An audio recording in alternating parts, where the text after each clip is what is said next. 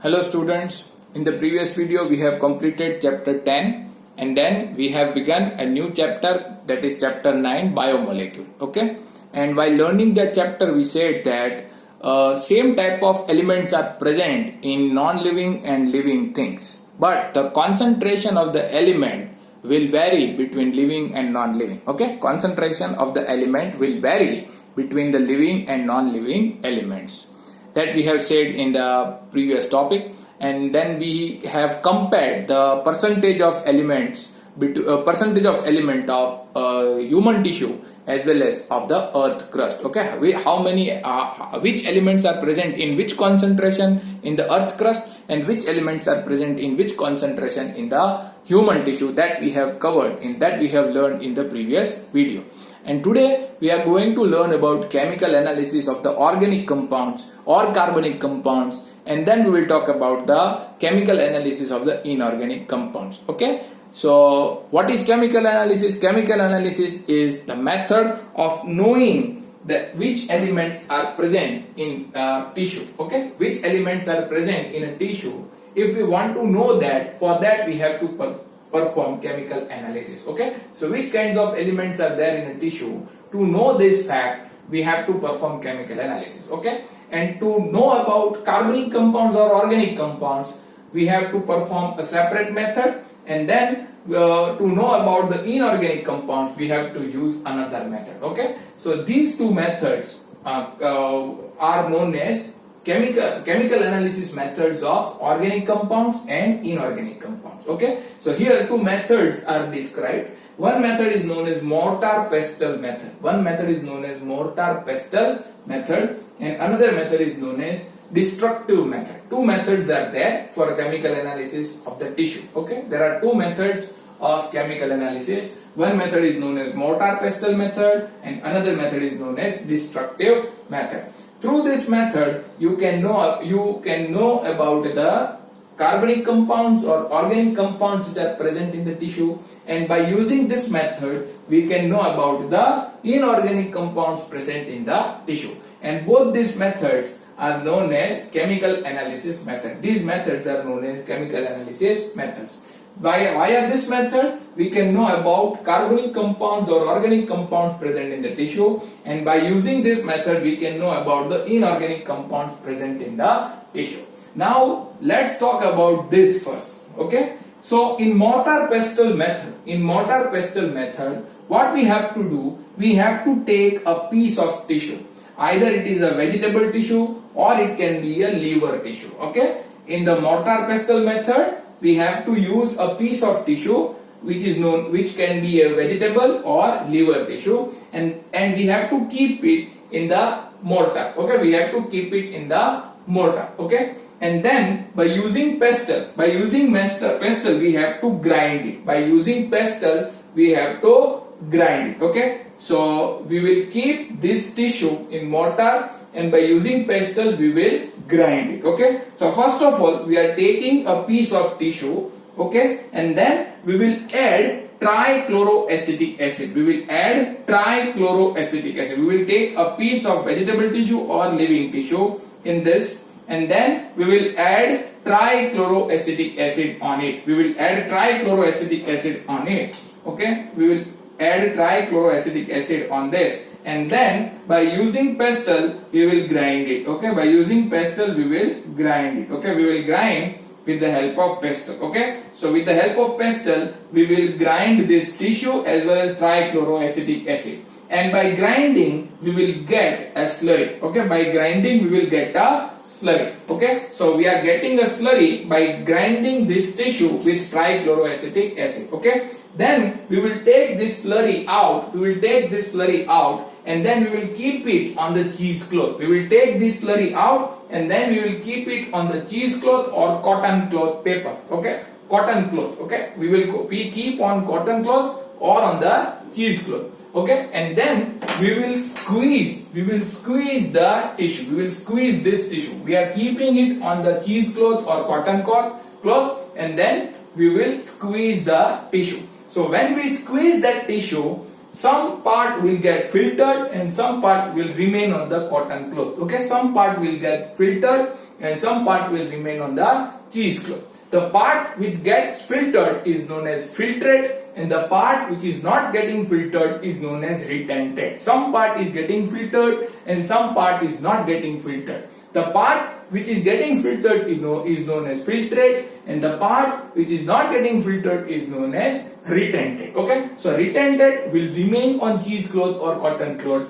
whereas the filtrate will come down in a vessel. Okay, we will accumulate it in a vessel. So we will accumulate the filtrate in a vessel, and this filtrate part is known as acid soluble fraction. Filtrate part is known as acid soluble fraction, whereas retentate part is known as acid insoluble fraction. Okay, retentate part is known as acid insoluble fraction and filtrate part is known as acid soluble fraction. So we will get many carbonic compounds over here and many carbonic compounds over here. So in this manner we have separated acid soluble carbonic compounds and acid insoluble carbonic compound by using mortar pestle method. We have separated acid soluble carbonic compound and acid insoluble carbonic compound by using mortar pestle method.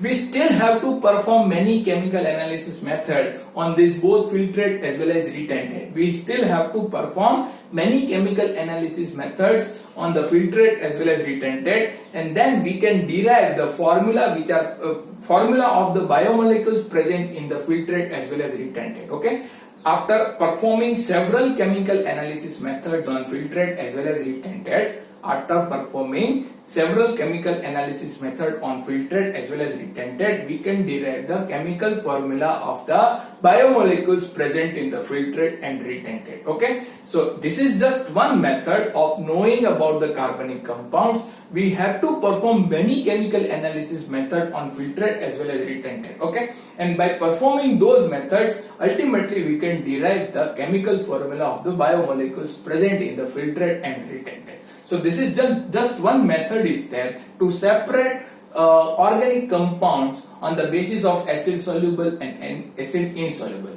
We have to perform many chemical analysis methods, and eventually we will get the chemical formula of the biomolecules present in the filtrate part as well as retentate part. Okay, so this is all about mortar pestle method. This mortar pestle method helps to know about the carbonic compounds present in a tissue. Okay, mortar pestle method helps to know about the carbonic compounds present in a living tissue. Okay, but what about the inorganic compounds? So if we want to learn about inorganic compounds or inorganic elements, then we have to perform a different method which is known as destructive method. Okay, here this method was known as this mortar pestle method, but here the method is known as destructive method. To know about the carbonic compound or inorganic compound, destructive method is used. So what we will do? We will take the living tissue first in a vessel. We will take the living tissue first in a vessel and we will keep it under sunlight for some days or for 5 to 6 hours. Okay, so we will take a fresh piece of vegetable tissue or fresh piece of liver tissue, and then we will expose it to the sunlight for 5 to 6 hours for 1 to 2 days, so that all water will get evaporated. All water will get evaporated. Okay, now whatever remains in this tissue is dry matter. Whatever the tissue, whatever the remaining part is there is known as dry weight. It will be known as dry weight. So only dry weight will remain and the water will get evaporated. Okay, after exposing it to sunlight, water will get evaporated and only dry weight will remain. Now what we will do, we will burn this tissue, okay, completely. We will burn this tissue completely using burner. Using burner, we will burn this tissue, okay. When we burn this tissue, all the organic compounds which are present in that tissue will get oxidized in form of carbon dioxide as well as water. Okay, all the organic compounds will get oxidized in form of carbon dioxide and water, and they will be removed from the tissue. Okay, what we are doing, first of all, we have taken the piece of tissue in a vessel and then we have exposed it to the sunlight for some time so that the water has been lost and only dry weight has remained. After that, we will burn it by using a burner. We will burn it completely so that the organic compounds gets oxidized and they will be removed in form of carbon dioxide and water, and then only ash will remain. What will remain after burning? After burning, only ash will remain. Okay, so this method is known as destructive method. Why? Because here we are burning the tissue completely. Here we are burning the tissue. That's why this method is known as destructive method. So after burning, only inorganic compounds will remain. After burning, only inorganic compounds will remain in form of ash. And then by performing other chemical analysis methods on this ash, we can get the inorganic compounds present in that ash. Okay, after the burning, what will remain? After burning the tissue completely, only ash will remain. Okay, from this ash we can derive inorganic compounds present in the tissue. From this ash we can derive inorganic compounds present in the tissue, like nitrate, like calcium, phosphorus, magnesium, sulfur, nitrogen. Many inorganic compounds can be derived by using this destructive method. Okay, so this is known as destructive method. This is known as mortar pestle method. Okay, and both these methods are used to know carbonic compounds and inorganic compounds present in the tissue, and they are known as chemical analysis methods.